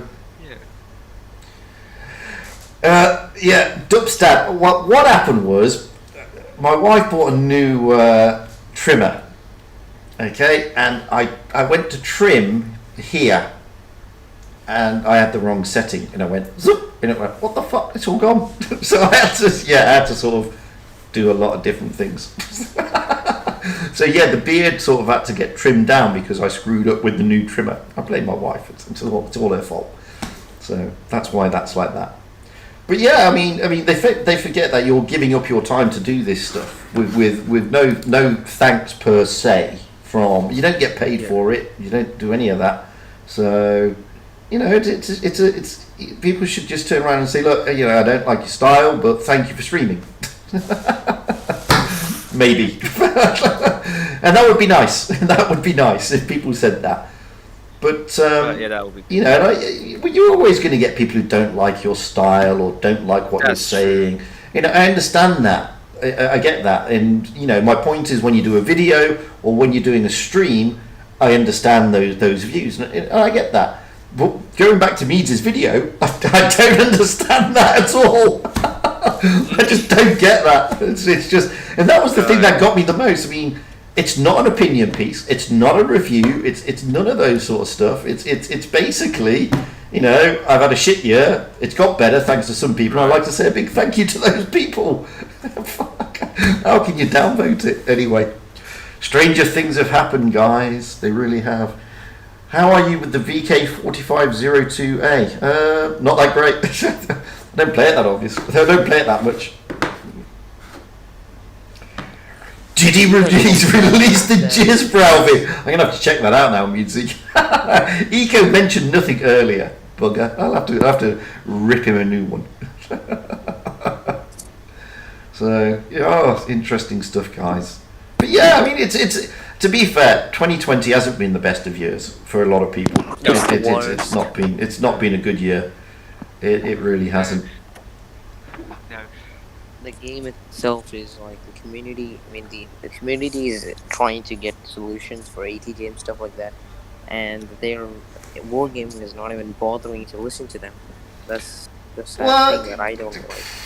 Wargaming, they're caught between a rock and a hard place, to be fair, because so many people still play the ATGMs, and they say, well, why should we nerf it when so many people like it and blah blah blah, and I get that, but at the end of the day, there are players, and we've done a survey, and I did say, well, wargaming generally listen to surveys. To be fair, they there's no point doing a survey if they're just going to ignore it. don't take into account, guys, also Belarus, which is where wargaming are based. They're in a bit of turmoil at the moment over there. So we may not see things moving as quickly as normal. It's not because the way they are. They don't want to move. The poor country is also going through a bit of a tough patch, and undoubtedly wargaming are effective. The staff are affected. They're living in this. They're living and working in Minsk.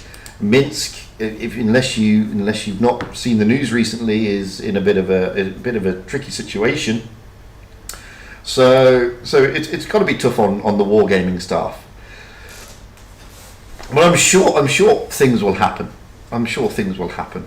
Something will happen. They won't get rid of those tanks. They won't get rid of them. They will do something, but they won't get rid of them. But we'll wait and see what happens. But yeah, it's been an interesting year, I must admit. No, it has. I mean, like I said, I'm normally quite a laid-back, happy-go-lucky type of guy, very positive. And yeah, it did hurt me what happened a couple of weeks ago. A lot. It really did. It affected me and it hurt me. And I sort of said, fuck it. That's why I haven't played. If you notice, I haven't actually played for about 3 weeks. I've streamed, but I've not played. And I've not been in the mood to play. Which is sad because it's just at the end of the day I play the game, so it is just a game, and it's annoying. So it's annoying when it gets to that, but it is what it is. I'm over it now. I'm still a bit pissed off and a bit upset about the reaction, but I'm over it. It's all done and dusted. But hey, so what else is happening? Oh, wargaming and media streaming on Friday. So we'll have to put that in our diaries. If they're streaming, we can ask media some really nasty questions to ask wargaming. Oh my god, that'd be fun. That would be fun. But well. If anybody hasn't got anything else, that's about it for me today. I got my days mixed up mainly because I had so many bloody Asian tours this week. Which wasn't meant to happen. So for those of you who are expecting to see a tournament today, it's tomorrow. And we've got the Asian tour first, followed by EU later. So it'll all be good. It'll all be good. Whichever way you look at it. So they will all be good. Yeah. I don't know which teams I'm following yet. I think Jack, I think you've got the coin stream for Asia tomorrow. Is that correct? Yeah, tomorrow Asia, and probably I have to spend like the next few hours trying to improve my stream for Sunday. I consider it as a really special stream for me, so I'm going to have to make it very professional if possible. You'll be fine, my friend. And I've got the coin stream potentially for EU. So EU. I was it's on the next Sunday. Well, it's me next. Then it's you on the 9th, and then every on the 13th. So. Right. Yeah. On the 9th, I think I'll be following Win. Let's see if Wargaming is going to assign me to stream all the way through the bracket, and I will appreciate if they do. Well, I hope that. Well, I mean, I was disappointed that nobody got to see Vale win the final the other day. Sorry, Jory, nobody got to see you do it, mate. Right. Because everybody got kicked out. All the streamers got kicked out. Yeah. Thanks, BT. Catch you again later, mate. I got kicked out by Vale, so you can see how they outsmart lost control there. But anyway, I mean Vale did really well. I mean they had a really good round. I do have a worry for Vale though, but maybe I'll say it on the 18th of. I mean, it's going to be 2 Fridays from now. And then at that time, I'll be doing an open forum for my Friday nights with Wild, so we can talk about together top 8 predictions for both Asia and EU server. Okay. I can say something about Vale if as more matches play out, then I have a better idea on how Vale played, and maybe I could make some comments about that. But well, they played very well the other day. They knocked out some very notable teams. They played fantastic stuff against some very notable teams. Yeah. You know, and I, like I said, I have a soft spot in my heart for Vale. Anyway. Tomorrow, I think I will be streaming Immortals. Hopefully they're going to go far. Mm-hmm. Yep. And well, hopefully Immortal pulled their socks up from their spring season.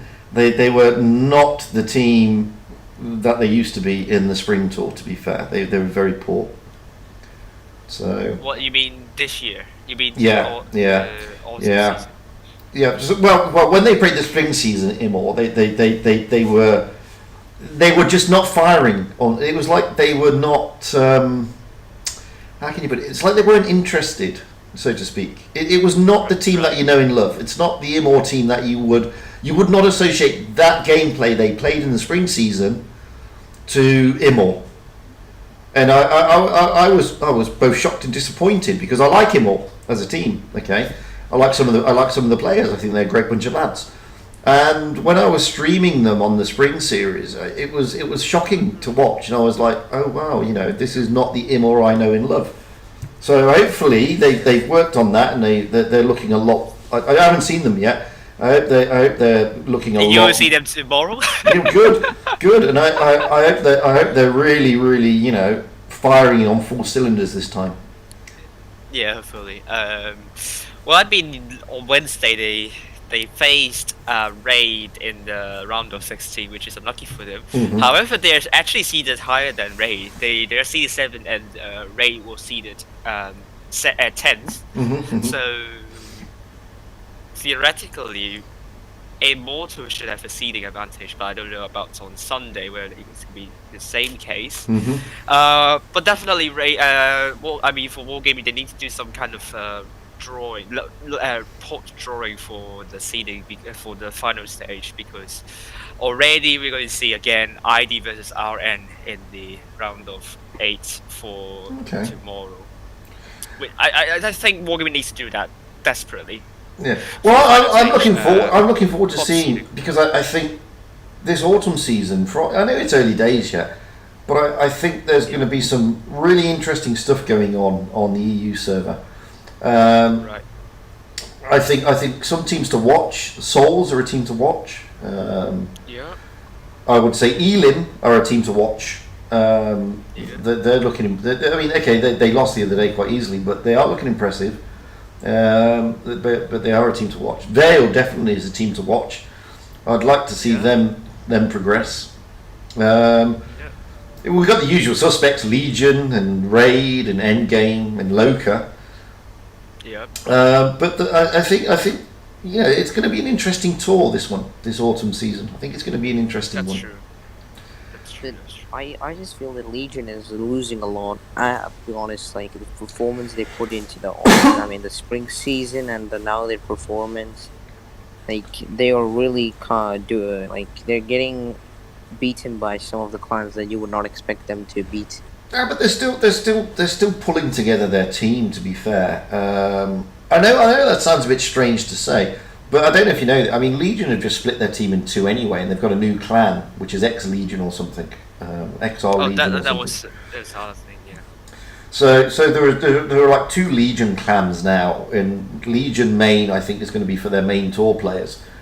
So they're still tinkering with things, but don't get me wrong, guys. Legion have got the potential to go all the way. They are very strong. They are very strong. They are. And they do get blips. Endgame got blipped the other day. To be fair, there are blips. You're not going to win them all, and this is why I think I'm looking forward to this tour, because, as I said, nobody would have turned around and thought Vale would have turned over half the teams they turned over the other day. But Vale's a very strong team, and they're an underdog, and they're not really should be. They shouldn't really be an underdog, but a lot of people consider them an underdog when they're not. So it's like football. You get the top team, say Barcelona, going out all cocky, thinking, "Oh, this team's easy to turn over. They're not as good as us," and then they lose 8-2 in the Champions League. It's the same here. I mean, sometimes and I'm not saying this is what happened, but sometimes these things do happen, where you get teams like Legion or Endgame rolling out against Vale, thinking, "Oh, yeah, we'll turn these over easily," and it's not as easy as you think. So, it sometimes happens. Sometimes arrogance does kick in every now and then with all the teams. All teams have the same problem. So, I'm looking forward to it. I mean, I've seen some interesting stuff on Asia. I think the gameplay on Asia is looking great.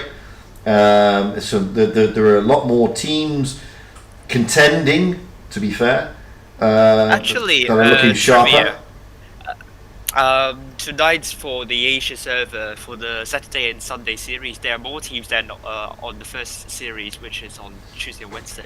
Like so actually, there are more teams participating for the Asia server, so I'm pretty happy with that. I'm not being ironic in that server. I'm genuinely being happy about the Asia server having more teams to compete. No, so am I. I mean, Asia unfortunately is a very underrepresented region. Yeah. Not just with the teams, but in a lot of respects. I mean, a lot of people say that wargaming, look at them as a sort of child under the stairs. There's not a lot of. I'm glad there's people like Economics Mate and stuff like that coming along now.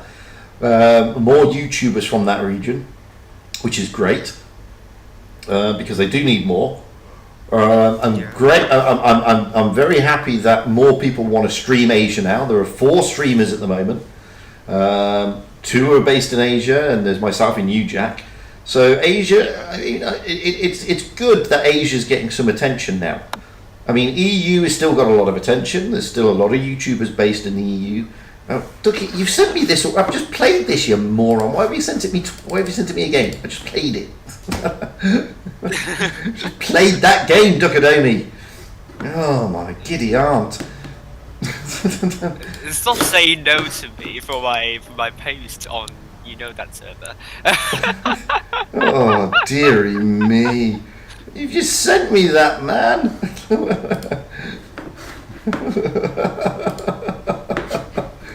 Anyway, so yeah, I mean, it's great that a lot more attention is being made on the Asian server, and there's a lot more people playing tournaments, which is great as well.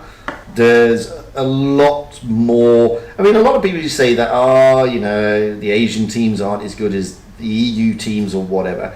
I'm telling you, I'm seeing some of the strats coming out, and I disagree. Some of the gameplay coming out of the top Asian clans now, guys, is very good indeed. So it's good that that's coming along.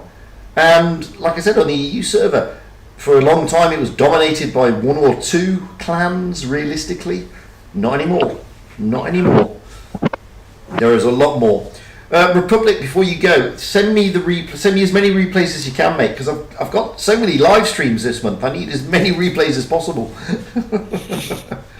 So thanks for popping in anyway. So yeah, I'm looking forward to this autumn season.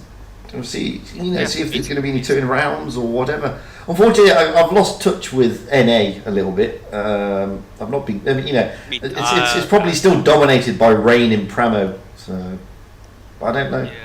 And you guys on YouTube or watching or whatever from NA, seriously, you guys need to do something to dislodge those 2 clans. Seriously. You need to dislodge them. Get some active competition in NA, please. It's not that I don't dislike Pramo or Rain. I like both of them, but they're just too strong. Yeah, they are. And we had this in Asia for a while, and it's changed. There's now a lot more teams. NA needs to go the same way. NA does need to go the same way. Like, I think back in the day, it was only 1 clan, which was 2 clans, which was XR and EHRE, the 2 Japanese top clans. It was just for about 6 months, but then both the clans died, they revived, and now they're like they're trying to make it to the top 8, but XR is the one who is reviving. EHR is completely dead. Mhm. Like all of them spread out to other clans. Well, we got. Sounds like- Well, you can mention it. Really? You can. I mean, there are so many clans now that are contenders in Asia. We've got XR, Feast, ID, Nova, CHATS, King. You know the X. You know HLV. I mean, HLV. the list is becoming RN. The list is becoming bigger in Asia, and it never used to be like that. And that is a positive thing. That's a positive thing. True. And I'm sorry for those clans I didn't mention, but you know, I can't sit here and reel off all of them. Calm. Calm is one, yes. Cats. So, Boon. there's just too many. But I think I'm not going to name some clans there. but I think it's a positive thing. I think it's a positive thing, and I'd like to get to the. I'd like it if NA could get to a similar scenario. To be fair. Right, that would be really nice indeed. But every clan in NA gets, like, in a way you can say, poached by the top clans. Like, Hated lost all of their players. I know. Hated But were if looking you- good as well.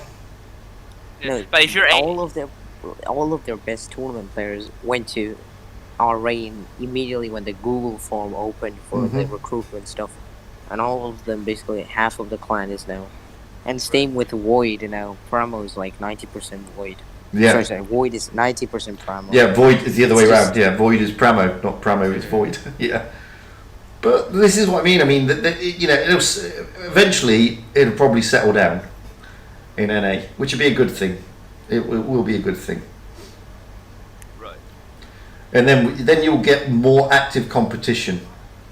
To be fair, and I'm not saying there isn't competition already. There is, but it'd be nice to see. You know, really when you see a team like you see the team list as Rain versus so and so. Most people say, "Oh, Rain are going to win that." You know what I mean? It's just that way. No, but in NA, I don't see any good player or caller taking initiative to create a new clan. Because in Asia, Joe is right. PNCR, Pincer's a good team as well. Yes, he is right there. PNCR is a very good team. Yeah, indeed, very good team. But well, it'll get there. It'll get there. And when it does, it'll be great. I'm telling you, because then then we'll have. I don't know anything about RU, so I'm not even going there. But then we'll have 3 very active RU. servers. No. Are you 7-star Mercy for Vendetta, which is AV? Then there is G Game. Then And then the Zor, the DO3OP, the Zor. yeah. Pretty strong. They are so strong back in the spring season, and I think with a lot of months there, if they are still existing here, and they tried really close in dislodging both 7-star and Mercy, and they can make a. Who was that? Themselves. DO3OP, or I think it's called the Zor. I think they can make a. Who was their really dominant team for the There was a really dominant team at one stage. I can't remember their name now. It's not 7-star. G-Game. G-Game, yeah. G-Game, yeah. Gucci Gang, I think it's. Gucci, yeah. Gucci are a good team as well. But Yeah. Mercy was the one who actually impressed all of the. I mean, in the RU server, even the commentators were like, "Oh my God, Mercy, what a comeback!" Because they were losing to 7-star constantly every time. It was like 4-1. Yeah. And then in the last, it was like 5-0. Primal versus Rain, where Rain just beats Primal like 5-0. Same happened with Mercy. Mercy just Thank you, absolutely Hamlet. shut down Thank you 7-star. very much. No, that's 502. very 502. nice of you, man. But if you that's a see lovely thing the to do. RU lineup, it's still very mobile. Like the only thing that really changed, it's very mobile. Very, but I really like the RU game style. I think Exactly. they Dynamic. they took like 4 mediums or lights, which I really like, but it's also very risky as well. But I do like that idea. But they If you have can- they have that level of focus fire that they don't even mind it. Yeah, the focus fire. I mean, their shots are like very effective. Like they might bounce shots here and there, but they It's do- rare. seldom- How yeah, it's rare? rare. Yeah, Because it's all so of, like very skilled players. Bye, Milos. Very good collection, I think. Yeah, well, Exactly. it'll get there. Yeah. We'll have some fun. Right, and with that, But I think that's the end. I think that's it. Fugit wants to go somewhere. Yeah, I want to get some food. I want to get some food, basically. Cheeky. Right. Thank you very Wow. much indeed, Abelet. Really appreciate it. Fugit, I Right. think you should do more coffee chats. I really think you should do more coffee chats. What do you mean more? I do it do it once a week, every week on a Saturday at 5 o'clock my time. How many more do you want me to do? You could do it every week. I'm just asking. We'll see. Right, and with that, guys on YouTube, thank you very much for popping in. Really appreciate it. Guys on Discord, really appreciate you popping in. It's been a pleasure as per usual. I'm back again tomorrow, streaming Asia and EU, along with Wild Ones Halper, who is doing the Asian coin stream. So remember, go and show him some love, like I said to you yesterday. Amulet, you're doing Doom Eternal. Yeah, I'm thinking about with that, but rolling has got me into bloody Eve Echoes at the moment. It's doing my head in. Oh yeah, rolling has got me into that. It's doing my head in because anyway, it's traumatic. So with that, I'm going to go and get some food. Thank you everybody for popping in, and I'll catch you all soon. I've been Fugit. That has been the Coffee Chat. We're back again for another Coffee Chat next week, same time, same place. And in the words of the man Life of Boris from YouTube, until then, stay cheeky breeky. I love that. I think that's brilliant. So, there we go. I'm out of here. Bye, guys. Catch you all again soon. Bye for now. That makes sense.